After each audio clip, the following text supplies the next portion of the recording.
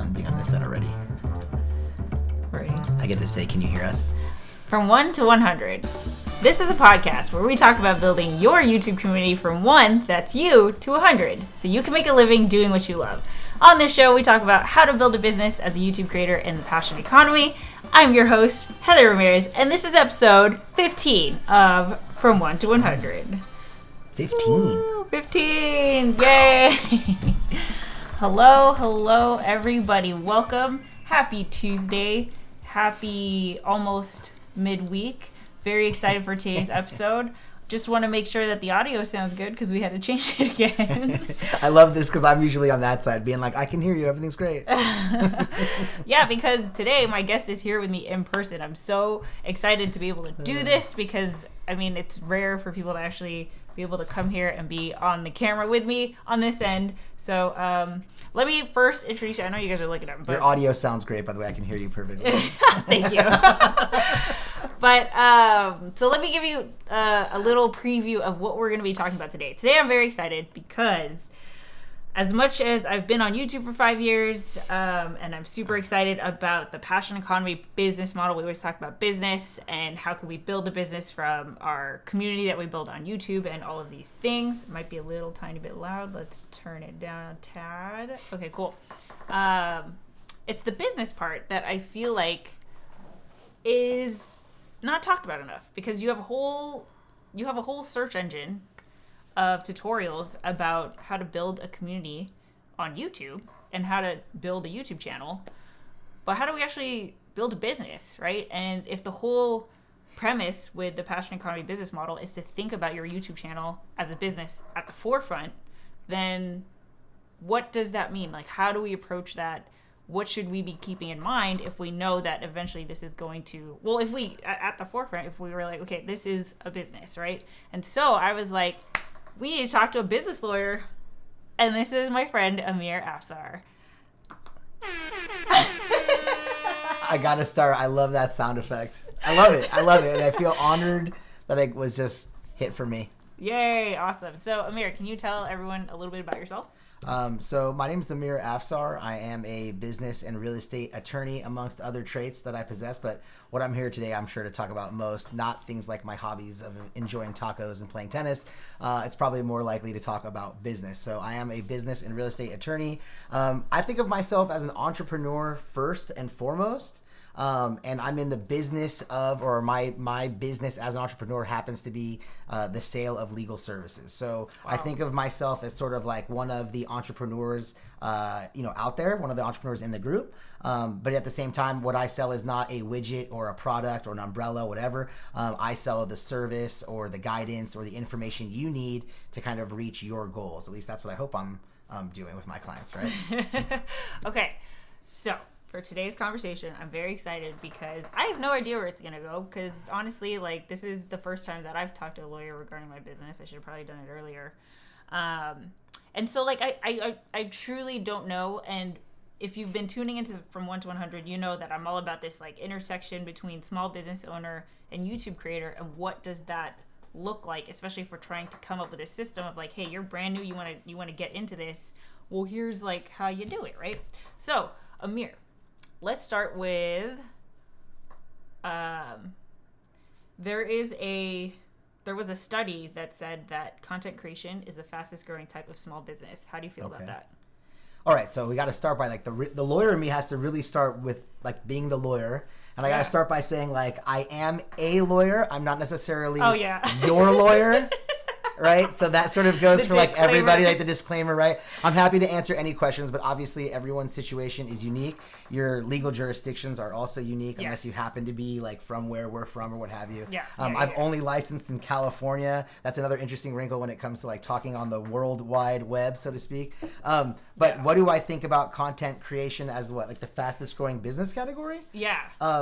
Because I think it's a relatively new type of business. Well, I know that if you ask the younger and younger and younger people, meaning the younger you ask, the more they want to be in content or on YouTube as a business or sort of as, what do you want to do for a living? I'm a YouTuber. I want my career to be that, yeah. Part of what I find so mesmerizing about that is that I spent all this time to be a lawyer, and I take a great pride in being a lawyer. And the moment the kids find out, like, I'm on YouTube as well, they don't give about the lawyer side, right? And so right now, I'm not that surprised to hear that it's growing. It's kind of an interesting thing where, like, you even see people who know what they're buying, going to YouTube or going to the internet to see reviews on the products to make sure that they should be buying the product that they already like. So it's not surprising to me, so to speak.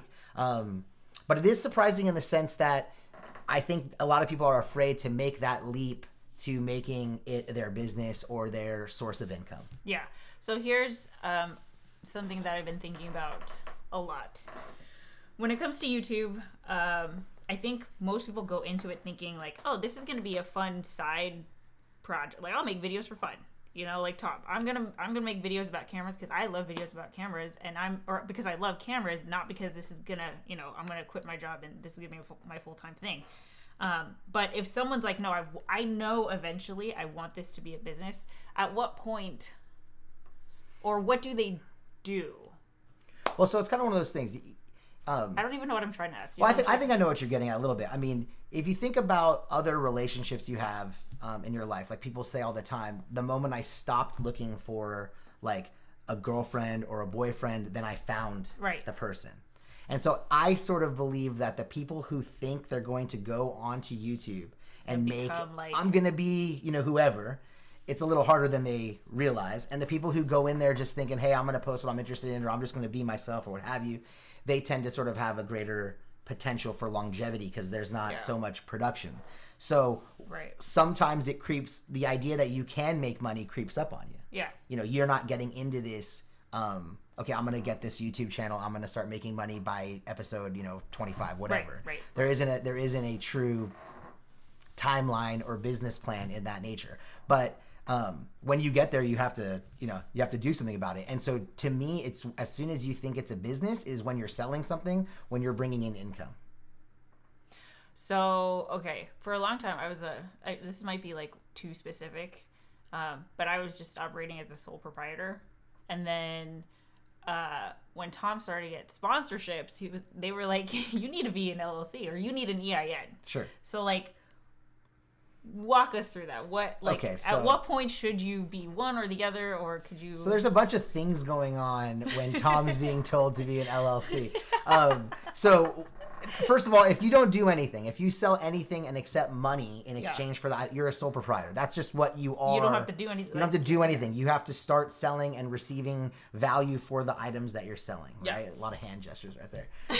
But the point, you see, I mean, the funny thing is I do it because it's like that exchange, right? It's like I'm giving you something, I'm getting something back. Even if it's a digital product. Even if it's a digital product, yes, because there's value in everything. Yeah. But so when you get into the whole... Well, the reason they want Tom to be an LLC or the reason they want you to be an LLC usually has to do with making sure you're not looked at as an independent contractor or an employee. They're afraid of getting hit with, a claim that you should have been paid as an employee, but you're actually paid as an independent contractor. When you have an LLC, it's a formal business structure, so they can say, hey, we hired this LLC. They don't have to be so afraid that they're hiring Tom as an employee, right? All of a sudden, Tom says, I didn't get my vacation. I didn't get my days off. I didn't get my break time. Like legal. Yeah. This is their lawyers behind the scenes saying, hey, only work with LLCs. Make sure they're a business entity. Because they don't want there to be any confusion that they hired, the creator as an employee. They want to make sure it's just a full, an independent contract situation. Yeah. So they're not going to withhold taxes. You're not going to be eligible for, potential union membership or any of the, let's just say the perks. Yeah. Right? You just get a straight flat fee for your participation. Okay. So if someone's creating content on YouTube around their passion, they're starting to build an audience or a community, and now they want to offer a transformational product or service, let's say an online course. Is there something that they need to be doing, like aside from like, okay, let's just set it up? Is there something else that they can do, or like from just a business standpoint? Does that make sense? Cover your... Yeah. Yeah, so I mean, it's basically about written agreements. I mean, when people are getting along, singing Kumbaya, right? Yeah. There's never a problem. You need to anticipate what happens if there's a problem. What happens if your deliverable doesn't meet their expectation? Yes, and I Right? think that this is a huge thing for those of us who are business owners in the online space, because it's like, oh yeah, your YouTube videos, your group coaching program, your course says that it's going to help me 10x my YouTube views, Yeah. but it didn't. You're going to grow 1,000 followers a week. Yeah. I click on that crap every time. I can't control myself. I'm a sucker for clickbait. I mean, I am. I mean, I try not to be, because I know that stuff's not going to work, and I think most of us all know it's not going to work, but we like, it's so hard. It's so hard. But I mean, from the business lawyer standpoint, Yeah. it's less about like creator content and more about that exchange, because unless you're a total shill for a product, which I think, generally a lot of people can see through at this point. Right. You don't really have, you only run into issues when they've paid you a sum of money for your service, for your course, for your good, so to speak, and then it doesn't meet their expectations. It doesn't do what they think it should do. It doesn't meet whatever promise they believe you've made. Okay. Right? Yeah. Like, I get calls from people that say, I want to sue someone for false advertising on the internet. So, I mean, a lot of times it only takes one person saying, this is the greatest course I've ever been a part of, and then they just cut it to like, this is the greatest course ever. And things like that. And then, there's like, no one's going to court and spending the type of money that it costs unless they've expended some kind of financial. Right. I mean, you have to really think about it. Tom's making jokes in there. I know. Can we kick him out? No, I'm just kidding. Heather has a lot of passion, so she's a sole proprietor. There you go. So when people come to you to set up their businesses, Sole proprietor. She didn't deliver it, sort of, but Sorry.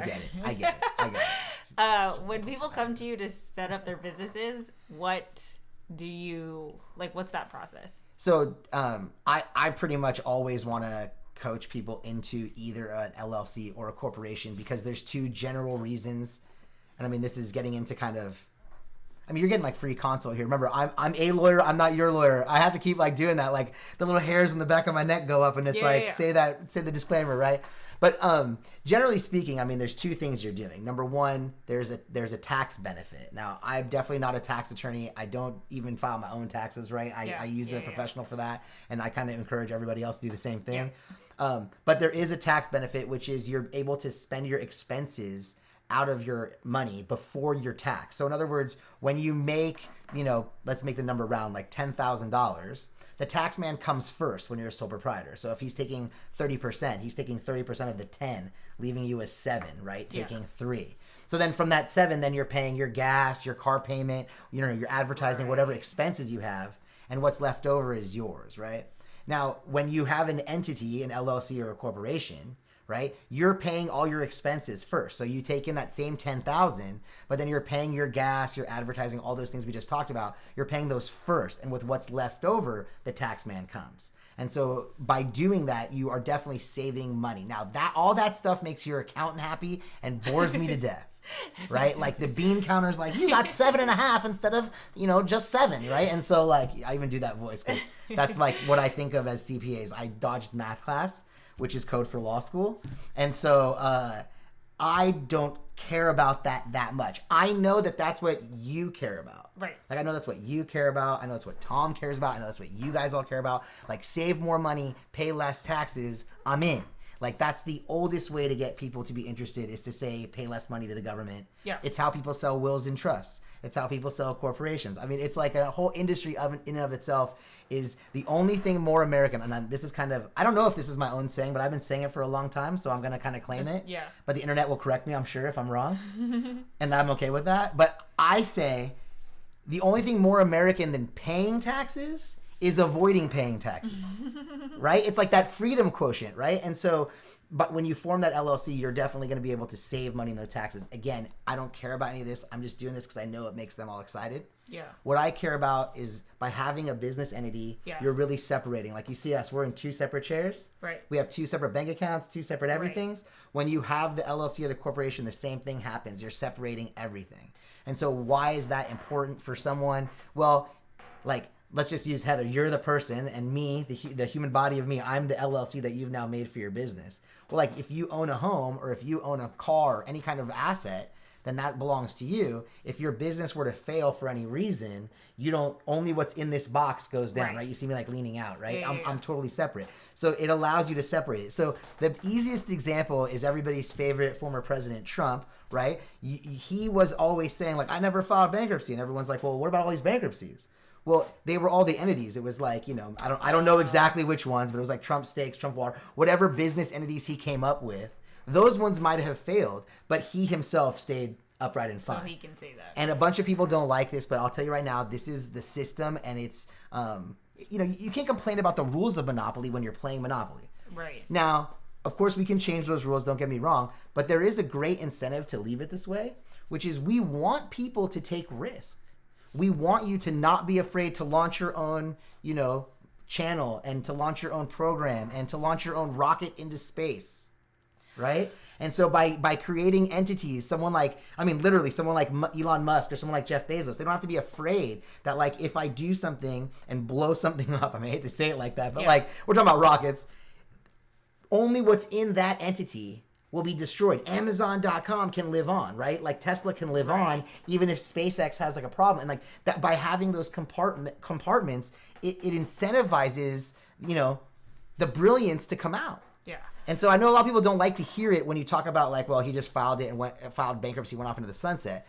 But it's there for a reason. Right. But you have a different understanding of it. So because I want you to take. I mean, the funny thing is, not really. Like I know you want people, because I'm usually out there watching. Yeah. I know you want people to like go for it. Yeah. You're like, just go for it. Like, don't be afraid. Tell your own story. Live your passion. Find your community. Like, I'm like, you know, right? I watch. Yes. It's not a joke. All those things. So this is the same thing. You want to start a bike company, start it. You want to start a parachute, making parachute company. Sounds kind of dangerous. What if I make one that doesn't work? Well, you're not going to lose everything you've ever had just because of this idea. We want you to take that shot, right? And so by allowing you to make it in a compartment, you don't have to risk everything you have every time you take a chance. Okay, so here's my question. I'm gonna try to figure out how to ask this. Fire away. So what do you think is the difference, or what are the differences between a traditional brick and mortar small business, which is what I'm sure you've worked with a lot of, versus online content creator business? Nothing. There's no difference. Nothing. You're kidding yourself. Nothing. The internet is real life now. Like in what do you mean?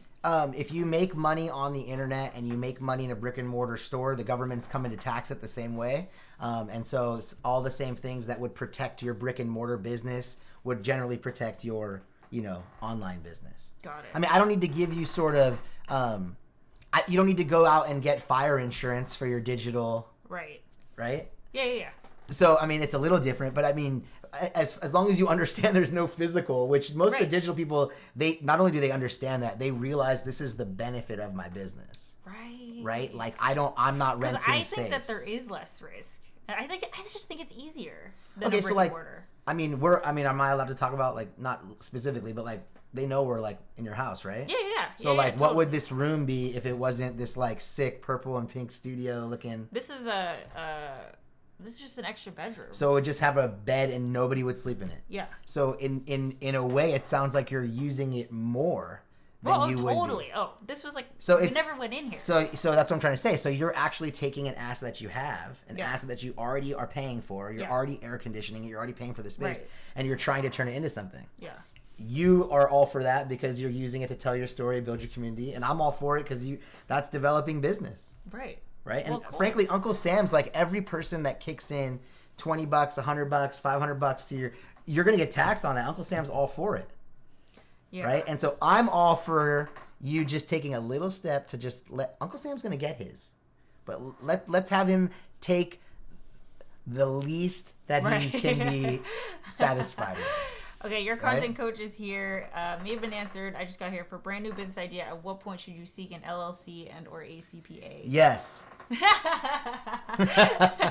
I mean, there really isn't a magical answer to this. I like to say when you're making money, I think you go to the CPA first, because as much as I do like protecting your business entity from your assets, and that is very important, the more money you're making, the bigger your business becomes, the more important that part becomes. In the early days, saving money is probably almost certainly the bigger motivator. Right. And so you might as well go to the CPA, let your CPA run those numbers. Right. And when the CPA says it's time to form a business entity, then you go do it.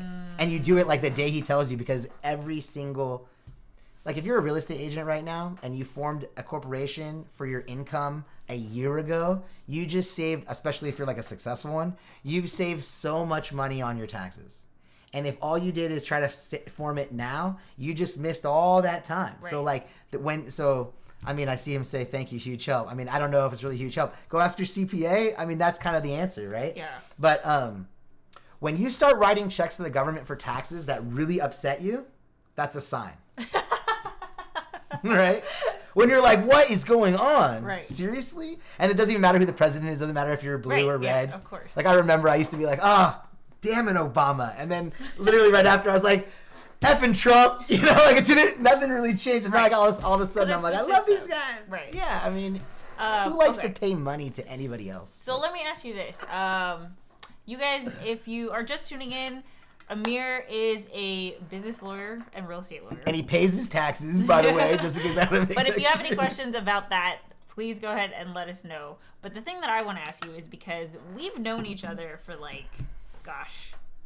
3 years at this point, because I think I met you during the first year I moved here. Like that Starbucks was the only thing out there. Yeah, I know. And now it's like a whole... And you're also on YouTube. I am on YouTube. Which I did not say, but go check out Unbuild. Well, actually, go check out the channel called Afsar Law Group. It's there's a link in the description below. Yes. So I want to start turning it a little to YouTube, and partly because I know that you've been watching and you know what I'm. Sure. I think you know what my thesis, like my evolving thesis on the passion economy.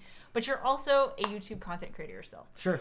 And you're coming at it with this perspective of where you're standing, which I think is different from where I'm standing. So, question is, what do you think about my whole passion economy thesis? Let's start there. Well, actually, no. Let's start how has YouTube changed from when you started to now? Let's start there. Well, I mean... How do you feel about it? I think that I've been a passion economy person since... Day one. I just didn't know it. Yeah, because what you do, yeah. Yeah, I mean, my goal in my YouTube channel was never about being like Casey Neistat or Gary Vee or any of those people. I mean, I just was kind of bored with being a lawyer. Right. And was scratching a creative itch, and at the same time thinking this is a great way to sort of educate the masses on things that they should know about. Like, have you ever thought about how useless school is? Like, you're like people like this is like a new growing thing, right? Where people are saying like, why do I need to know anything that I can like Google in my phone? I shouldn't be forced to memorize it. So, I mean, I don't know if I subscribe to that fully, right? But I at least get to the part where there's a lot of things missing from like how to balance your checkbook. Yeah. Like real basic stuff. Like what's so scary about signing up for the credit cards they throw at you your first day on a college campus? Like I don't think a lot of people know. I think a lot of people are like, oh, my little like college logo on my credit card, like sign me up, and they have no idea what they're really getting themselves into. There's some, home ec, like bring home ec back, right, like, that kind of thing. I'm definitely for that. And so, to me, quite honestly, I think this form a corporation, LLC for your business endeavors, this is like one of those missing pieces. Because so many people today want to be or are on their own in business. Small business makes up like 49% of all business. So like small business is basically big business. Yeah. Yep, so all those small business people kind of need that guidance. But it's some people don't value it, and that's just the truth of it, right? Yeah. So to the extent that you have to not only educate people that the guidance is there, but that it's actually useful to them. Like the number of people that can save money by just forming that LLC or corporation is insane. I'm definitely not the first person to get on any kind of video stream and be like, you potentially could save, this is not, I'm not breaking news, but no, the number of people that aren't doing this is insane. Like, wow.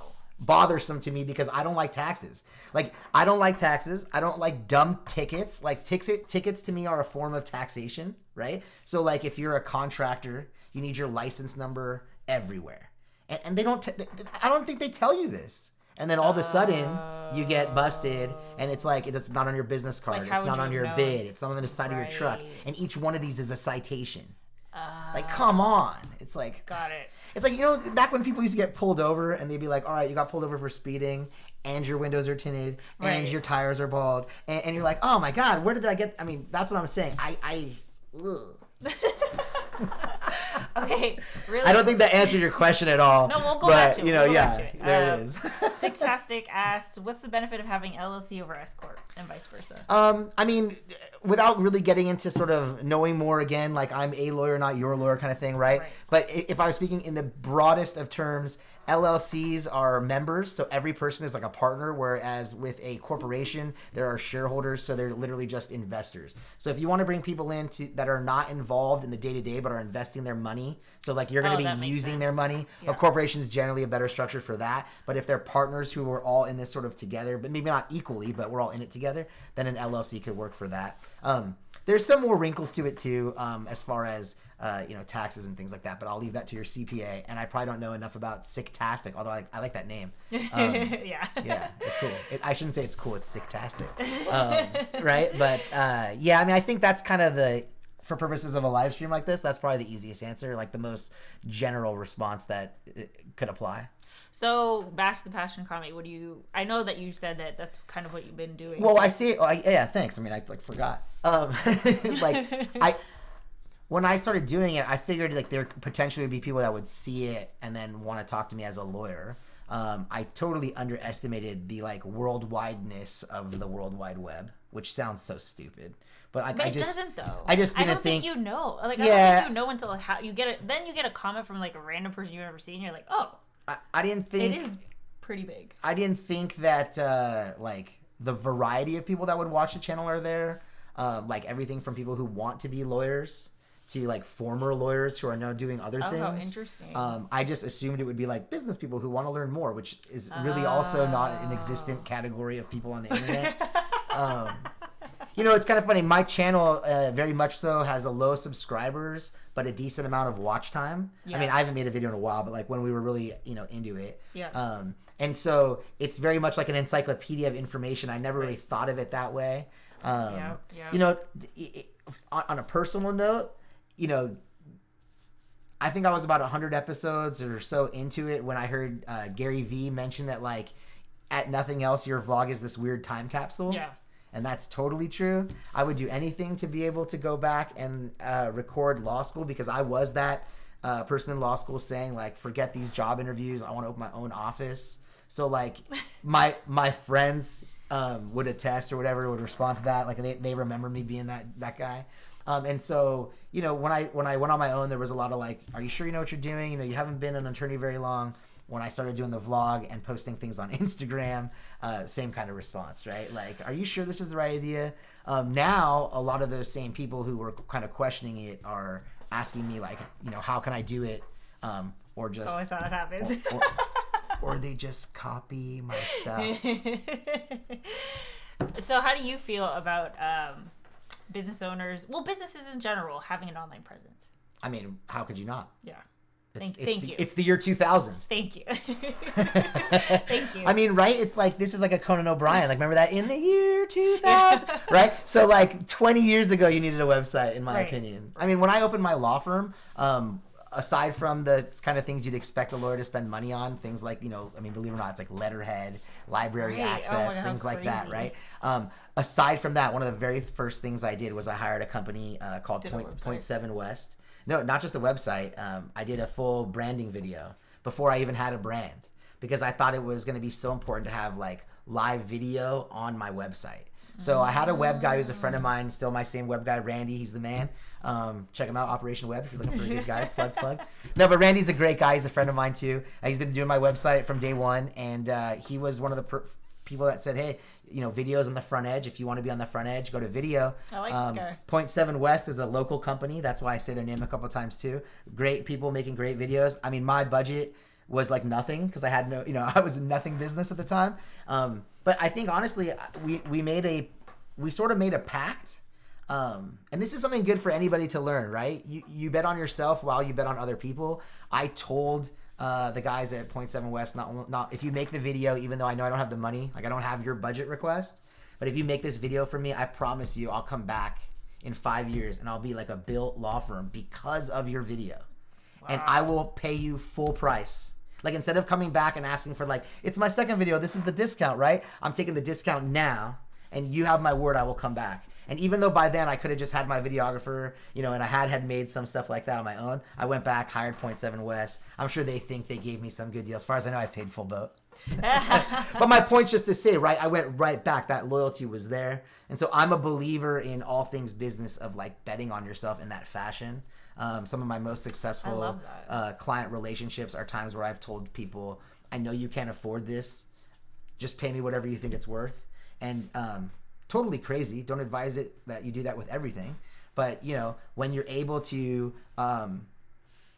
they tell you, like, go to Vegas with only money you can lose. Yeah. So, like, you know, take some of that money you can lose and, like, bet it on yourself. Right. Like, I gave legal services away for free. I hate to, like, say it like that because I know it's sort of a frowned upon practice, but, like, I believe in that. I believe that I was betting on, I wasn't giving away legal services for free. Yeah. I was betting on myself. Right. And then I knew it would cash, like, because I was betting on myself. Like, why would I be doing it if I didn't think it was going to work? So I think in many ways... I wish I had this confidence. But in many ways, like, this is what I'm trying to get out there in your, like, using your platform, right? This is similar to your passion economy. Like, if you don't take that chance, if you don't take that risk, you won't even know if you could be, like, a small YouTuber. I love my 532 or 31. I, like, looked before we came here, you know, because I haven't been on there in a while. Yeah. But, like, my 530-ish... like subscribers, they're awesome. Yeah. And like when I gave a, you know, a talk out here, like 3,000 people were there. Yeah, it was awesome, but like they all left. Those 531, they're there for 100 and something up. I mean, not all of them because obviously they're coming on, right? Yeah. But like, you know, there's at least a couple people that have been there for 530 episodes. I got mad love for them, you know? Yeah. I love that. I also want to just slip one other thing in here real quick as long as you're letting me kind of go off the rails. Yeah. If you have a connection, if you have a friend, if you have somebody that you're tied to, dude, put them on. What are you doing? Like, I give away unbillable t-shirts, right? As you know, I've never charged a penny for unbillable t-shirts. People are like, you're losing money on them. Yeah, you know what I'm losing? I'm losing the shipping because the shirt comes to me for free. Well, why does the shirt come to me for free? Well, because they're made by a company that is my fraternity brother. Back when he had no money, he had legal problems, and I just handled it. He's my friend. Yeah. And I was betting on myself, and I'm like, one day when you're a big, legit t-shirt company, kiddangerous.com, they are that legit t-shirt company today. We'll make it right. Yeah. And so, like, today as a legitimate law firm, if he spends money, right, on the legal services I give him, I'm going to turn around and make unbillable t-shirts and then maybe sell them for $10 and have to collect sales tax and all that. And I don't want to deal with any of that stuff. So why don't I just have you just give me the shirt and then I just turn around and give them away? So like I literally give away my unbillable t-shirts. Yeah. Tom is wearing one in the other room right now. Oh my God, bless his heart.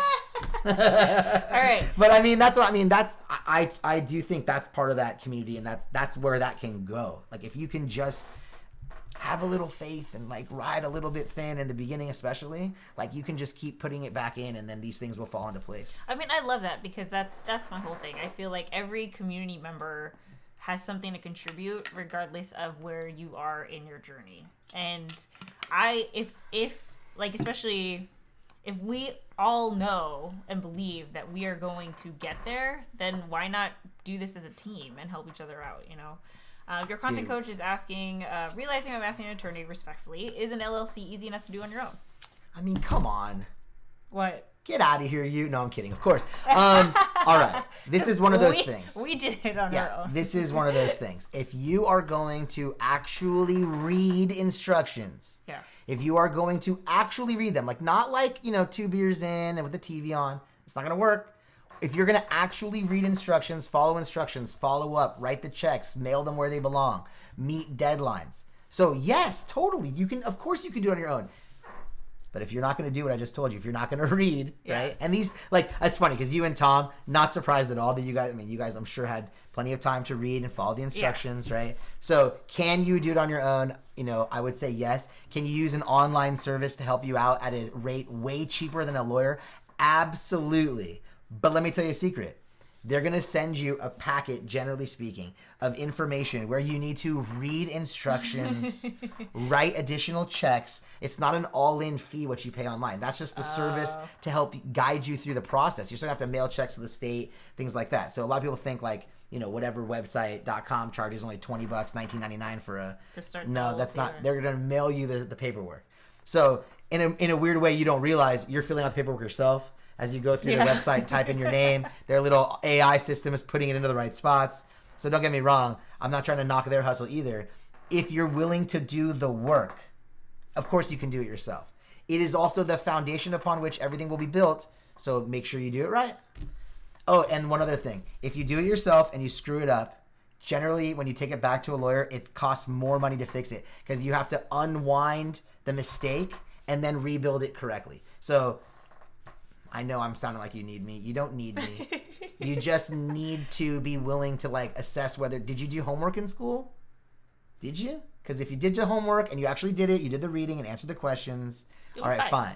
Yeah. But if you just flip the book upside down and read the little answer and like regurgitated it, it's not going to work. It's not going to work. Got it. So you have to be fair. You have to be realistic with yourself. And that maybe is also a good piece of business advice for YouTube in general. You know, Lots of takeaways this camera here. becomes a truth serum in some ways, right? The truth serum. Yeah. Filmtopia, if one has multiple businesses, is there a way to umbrella all of them so they are related via one entity, but they still exist separately, assets and liabilities? I mean, I think I probably have some follow-up questions to really know exactly what you're talking about. But generally speaking, if you think about it this way, each LLC is going to be a container of assets. So right. if you put too many businesses in one LLC, it only takes one fire to burn all the assets in that LLC. So to the extent that, I mean, the end of his question says assets and liabilities, each one of those LLCs is its own pocket of both assets and liabilities. So you wouldn't want to put, let's say you have a very lucrative business with very few liabilities. You wouldn't want to put that in with, let's say, a high risk business, right? So it sort of depends. Yeah. Let's see. Real quick, because it kind of pains me just leave it like that. You could also like have an LLC that owns your other LLCs. So if that's what you're saying, yeah, you can have like a tree down. For example, having these businesses at once, such as a videography business, a YouTube channel business, a real estate agent income, et cetera, et cetera. Put the real estate agent out on its own. The videography and YouTube can be together. Yeah, because you're using the same stuff for that. Yeah. And they're related. But real estate, I mean, like...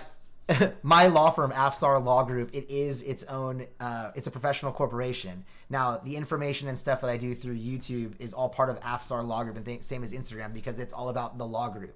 Right. If all of a sudden I started like, I don't know, making videos like Tom about what the best microphone or best camera is, I probably want to do it in Afsar Law Group because I would be exposing the law firm to somebody out there who's like, I don't like this camera, I'm suing this guy. Right. So it's like, I mean, that's why you want to use those compartments wisely. Got it. Okay, so back to YouTube. So how do you think that someone should know exactly what it is they're selling before they... I mean, I guess you answer this because you were like, you should start an LLC or think about a business when you start getting money in, right? Well, I can already start by answering your question because you said if they know already. Right. Well, if you know already. Right. I mean, but nobody knows already. I mean, that's sort of, the reality is you build I like to say you write your business plan in pencil. Yeah. So you can go back and erase and adjust, right? Like, I can tell you right now, Afsar Law Group, a professional corporation, it has no YouTube category whatsoever in the business plan. There's nothing that says Instagram. There's nothing. There was no videographer. I don't even think there's marketing like a marketing budget outside of like just kind of the very basics of like traditional marketing or something. Yeah. I love that. I also I teach that class. That's nowhere in my like it's just life throws curveballs and you swing at them, and if you hit them, great, and sometimes you miss and you keep going, right? So how do you feel? Because I remember when we first met, you told me about like this is how I think you should do YouTube. Now that you've been on YouTube for like 3 years, what would your advice be to someone who would be starting today? God bless you. No, I don't know. I know what my big F is. I give myself an F, a giant F for just expecting too much from the viewers. What do you mean? I just thought, hey, I charge $450 an hour. Yeah. I'm just giving away information on my YouTube channel. Why aren't people lining up to watch this? Like, are you kidding me? You know how many times people call me, pay me $90? You know, that's 12 minutes. Right. I mean, I'm the one getting the money, and I recognize that as like, yo, what? Right? So you're paying like your sex chat hotline money, more than that to me, right? And then you're asking me the same question that I have like a YouTube video on. Right. And I'm just sitting there going, I need to take all these YouTube videos down, you know? Like, but... Do you get a lot of people who aren't in the area? This is why I give myself an F. Cause look at me, I'm getting like pissed off about it just thinking about it. Yeah. I mean, that's just the truth. I don't understand. Like, you have to pay me that kind of money in order to like take the advice. Right. You know how many times you go listen to someone who has no clue and you take their advice? Right. You don't pay them anything for it. They've never done it themselves. Like, it's not that I've done it myself. I've had the privilege of working with some of these great companies locally and beyond, and like, I take those experiences and I put that towards your business, right? It's just like when you're a YouTuber that's made 100 videos, you take that experience towards video number 101, right? So totally. I don't know. You want to go ask your dad, who was, worked at like, I don't know, like let's say he's a car salesman.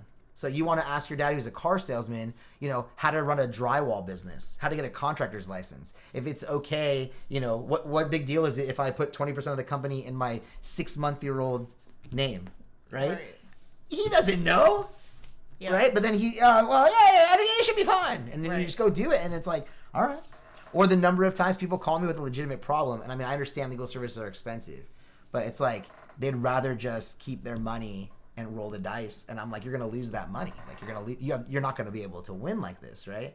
So it's not always about the lawyer. Like I'm not trying to toot my own horn. Right. What I'm trying to say is you have to be savvy enough to recognize when you don't know what you're doing, right?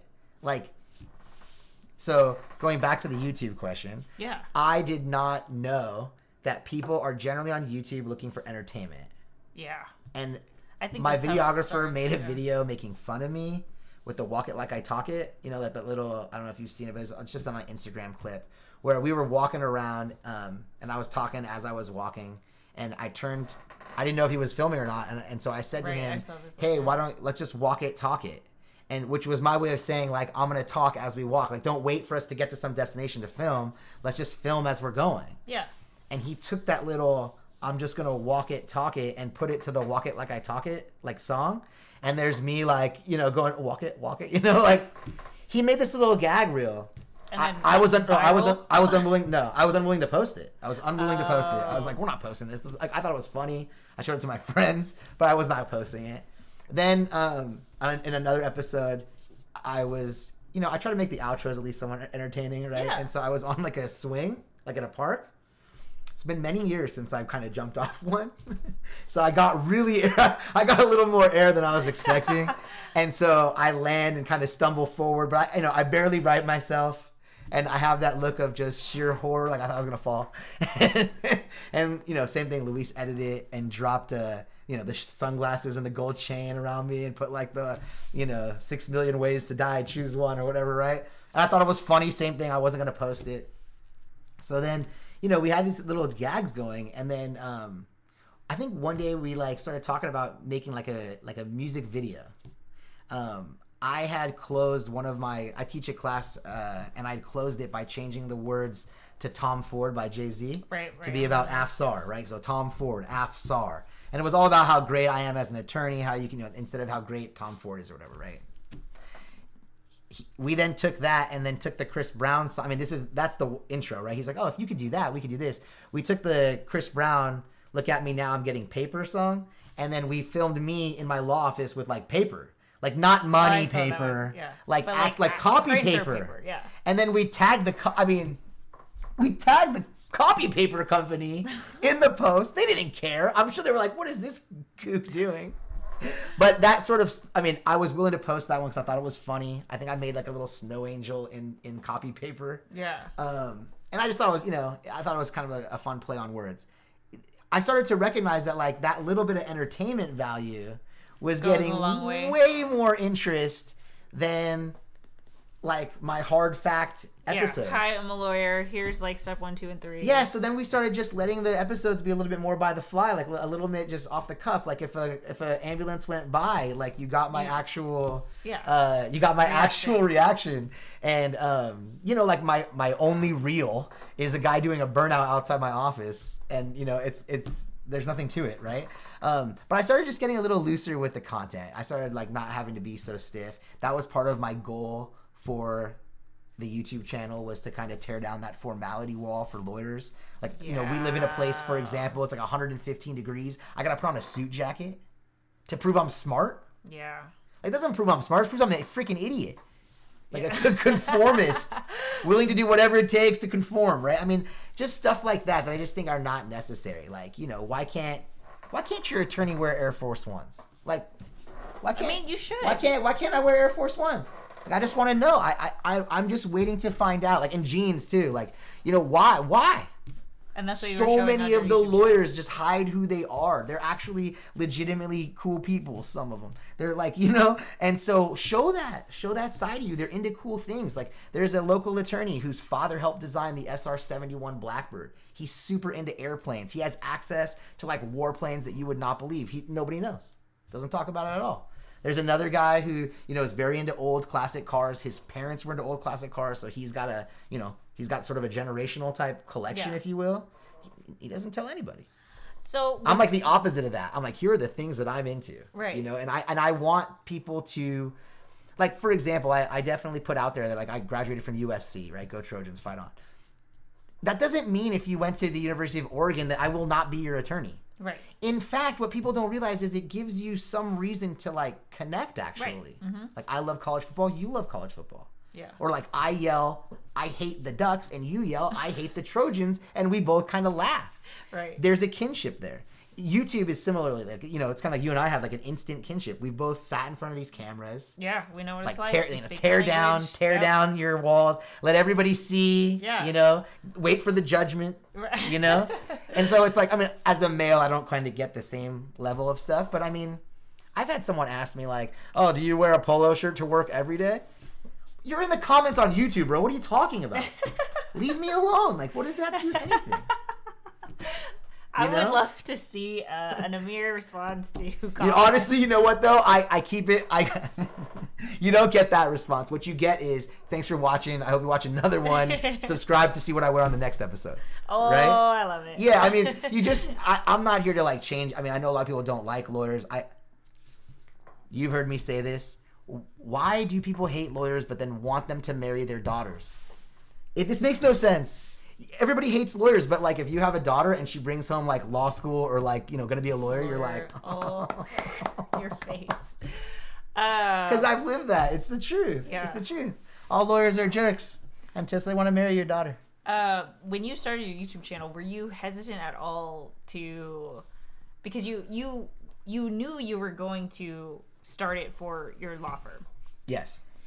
Were you nervous at all to? Yes. Yeah, you know what I mean? Oh yeah.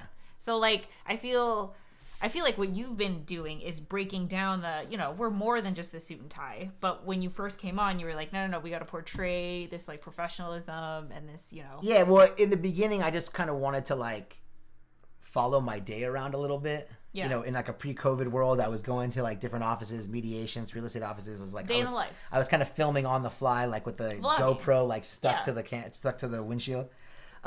So like the first 14 episodes are horrendous, and they're still there, and they're like that. At some point, I had to decide: is this going to be more about sharing information, or being me, or showing other sides of lawyers? And I kind of decided to do like, you know, a little bit of everything. Yeah. So there are episodes where I'm in a shirt and tie because I'm on my way to court, literally walking out of court, talking to the camera. There are other episodes where I'm going for a walk because it's COVID, so I'm in shorts and a t-shirt. I decided to go for a walk, so there's at least something in the background moving. So It just is very much depends. Sometimes I'm in my fancy car, sometimes I'm in my golf cart. I try to just kind of have some kind of switch of scenery. Yeah, basically. But when it going back to the that first video moment, for me personally, I come from a family with a working mother, right? And a traditional Persian family that's like unheard of. I mean, traditional Persian family and working mother, it's like it hurts right here just to say those they words. don't work? No. Women in Iran are like, I got to be careful what I say here. Yeah, right? Oh. It's like they got to wear the full burqas, the whole bit. But my parents came to America for a reason. I have a mom who's a physician, a working machine, if you will. And then I went to my mother, true story, when I had the first episode in the can. And I wasn't going to show it to her. I just was like, I made this episode, I'm going to delete it.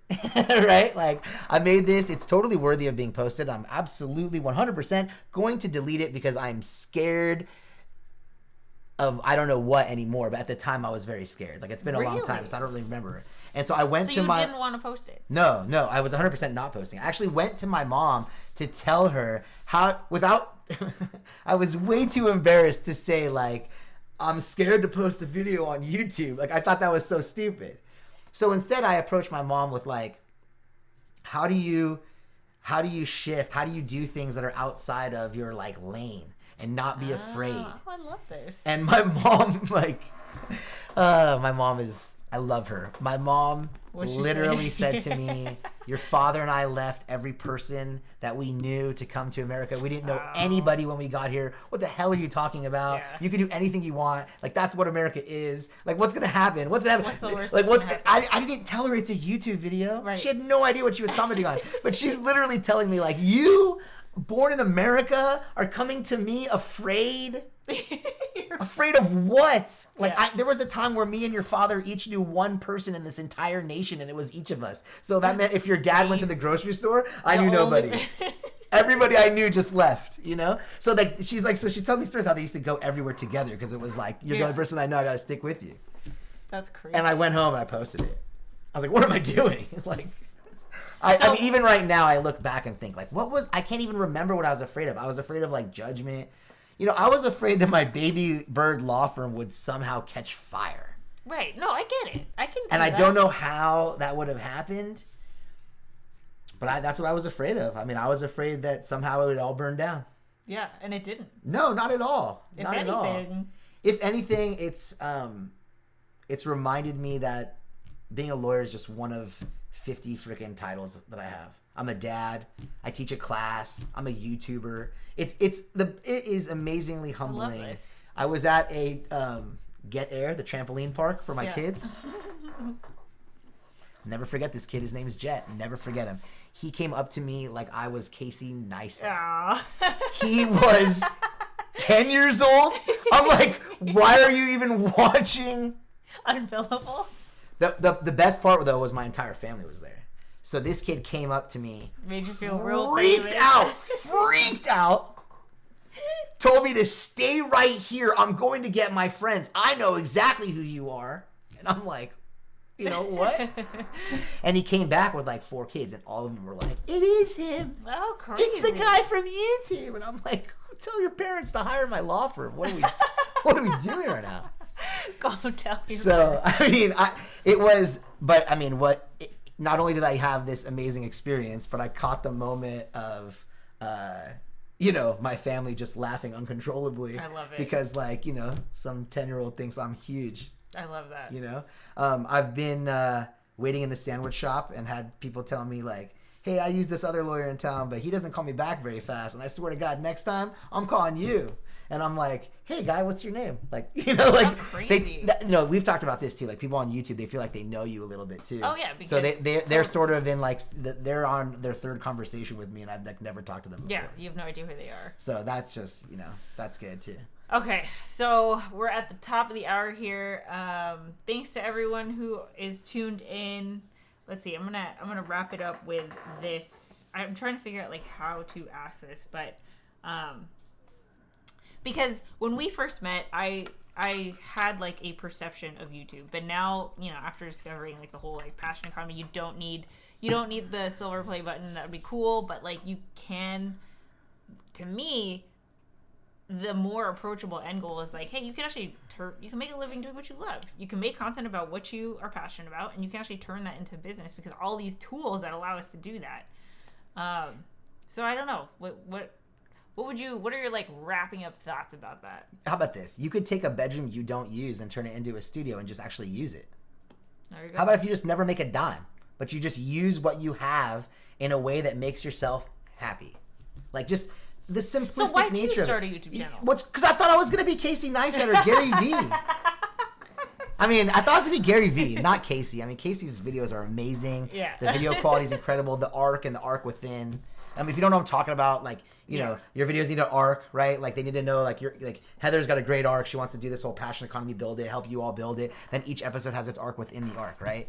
So, like, just learning that was incredible. But, like, Gary Vee, to me, is the uneducated version of me. No disrespect to Gary Vee. I've met him. He's a great guy, real smart. I don't mean anything wrong by that. But, like, if Gary Vee can produce that much mojo and momentum into the universe by being like a college educated maybe-ish guy that started in the wine, maybe, kind of, whatever, however you want to retell his story, then imagine what a real lawyer can do. I mean, I'm every day in the trenches with the business people, right? Like, I mean, to me, going off what you said is very much the truth, because I think, you know, looking at my own situation, I started my YouTube channel with zero desire to be, I mean, I kind of jokingly say Gary Vee, zero desire to do that. Yeah. I just thought it would help scratch an itch. I was kind of getting frustrated being a lawyer. Nobody says thank you to a lawyer. If you have a lawyer, if they do good work for you, say thank you. Nobody thanks their lawyer. I'll give you a quick example. Like when you get cancer and a doctor cures you, you're like, oh my God, thank you, doctor, thank you. But like when you have a legal problem and your lawyer makes it go away, you're like, I never should have had that problem in the first place. You never say like, I never should have cancer in the first place. Right. Yeah. So thank your lawyer. But I mean, putting aside like my own little heartstrings nonsense, like, you know, play that violin thing, right? I just was scratching my own creative itch. If I wasn't a lawyer, I think I would have liked to have been like a late night TV talk show host, give like 10 minutes of jokes. Tonight we're talking to Heather, you know, that kind of thing. And so this was an outlet for a little bit of the creative side. And then to be totally honest, I think I got caught up in the metrics. Oh, it started to grow, and then people started to talk to me about how it was growing. And then so I started having expectations about the growth, but I never made the videos because, like, I mean, the Gary Vee thing's a joke. Like, I never made the videos to be Gary Vee. I made the videos because, like, I was getting bored. Right. And I thought I could do a lot more. Like, how do you vertically integrate a law practice? This is it. To me, this is it. This is, instead of telling my story to one person in a one-on-one consultation, I'm telling it to like 1,000 or 100,000 at a time. So this is, to me, like a vertical integration of a law practice. How it will turn into money, I don't know. I'll figure it out when I get there. I love this. But then I started seeing the numbers going up, and then I started I made a video that I thought was like, this video is amazing. And nobody watched it. It fell so flat. And then all of a sudden I had these expectations, and they weren't meeting my expectations. And then I made a video that I thought was average, and it spikes to like 30,000 something crazy views. For me, that's a lot. And I'm like back to being reinvigorated. And so it was a terrible poison, Toxic, It was a terrible relationship that I started having with YouTube. And then, to be honest with you, like, at least I recognize that, like, I'm a lawyer first. Right.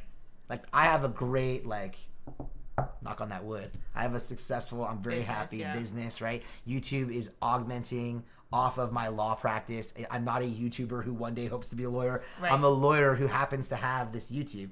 So then I started to kind of recalibrate my own expectations for the channel. I started to bring sort of, Mary Condit, I wanted to bring joy back to my channel, right? Spark joy. And so to be honest, the next video I made was about video games. Like, I'm a gamer. I have like a little bit of a classic arcade. I went like this. I went like this in my video, and my videographer made a fireball, came out with the Hadouken. Oh, that's cool. And I was like, that's cool.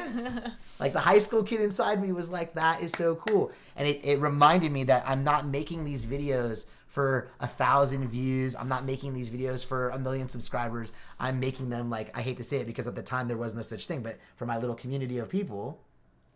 And so it actually, for me, I'm not in it for the money at all. I've actually had open conversations with videographers saying, like, if we get to a point of monetization, I'll just give you the money.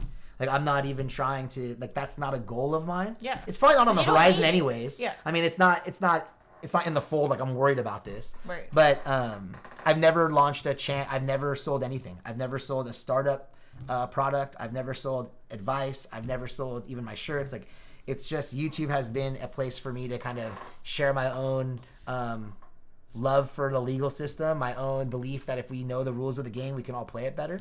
I love that. Things like that. Mr. Camera Junkie says this is such a great conversation. What does he know? He's a camera junkie. Thank you. This was great to compare to the Scandinavian models we're having in business. Amir's a rock star. Megan says this was awesome.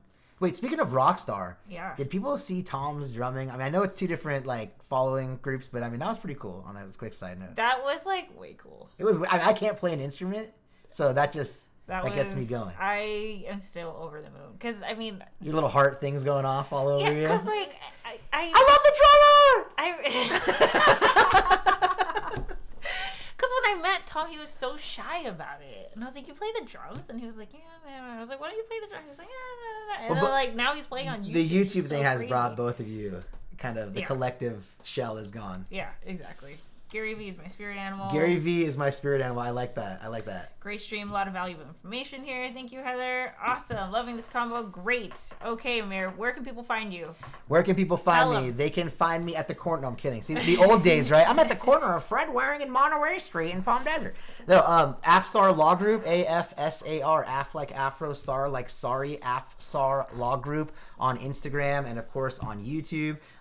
Anyway, you can find Heather, you could find me. Yeah. You talked about meeting me. Hey, when I met you, there was, first of all, your hair is lacking some purple here. 2 weeks. Oh, we're going back? Yeah. Okay. Well, yeah, we're going back.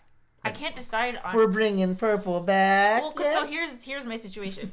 my wall is now purple, and I'm very scared about like. There's contrast right now. The gray really looks good in the contrast. I don't know. That's just me. So I have no idea what shade of purple. Yeah, no. Anyway, but yeah, 2 weeks. So, okay. So find me on YouTube, find me on Instagram, Yeah. Catch me outside. How about that? Any of that stuff, right?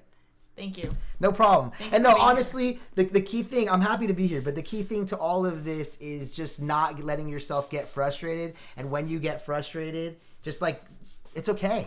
Give yourself a minute to step back, take a deep breath, and then get back into it. And that applies not just to what we're talking about on YouTube. That's business advice. Yeah. Like that's real estate advice. That's the advice I'm giving everybody in every walk of life. Is like there are going to be days where you feel like the king of the world. There are going to be days where you feel like you're the only person shoveling coal in the engine room. It's okay. It's probably true. Yeah. That day you're the king of the world. That day you're the engine guy. Right. So I mean, you just gotta, wake back up and go back to it. Somebody in your comments earlier, I didn't catch who it was, but they wrote about consistency.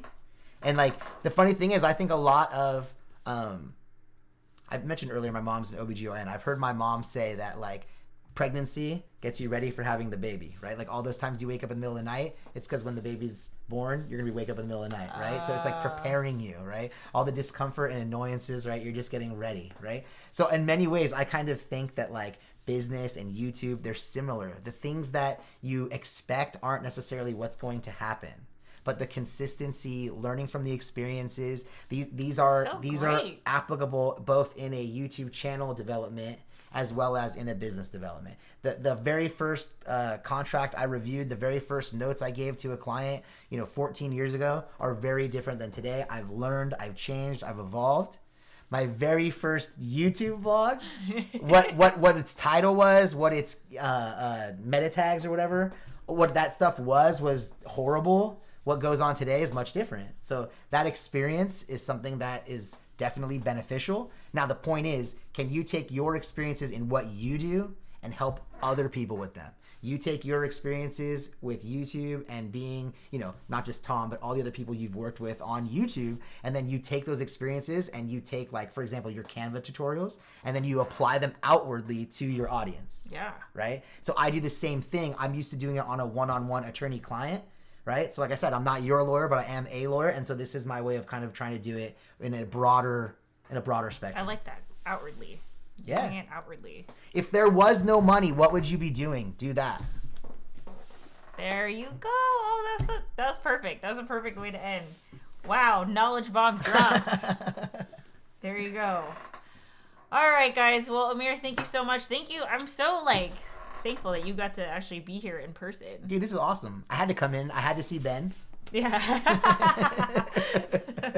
I mean, no offense to the corgi too. Don't get me wrong. I forget his name though. Finley. No offense to Finley. I just forgot his name, making it even worse. No offense to Finley, but I mean, cool. Ben's the OG, so I had to say what's up to Ben. All right. So if you guys want to catch Amir, go follow him on social media. Links in the description below. And with that said, we're out of here. We'll catch you guys next week. Bye. Thanks.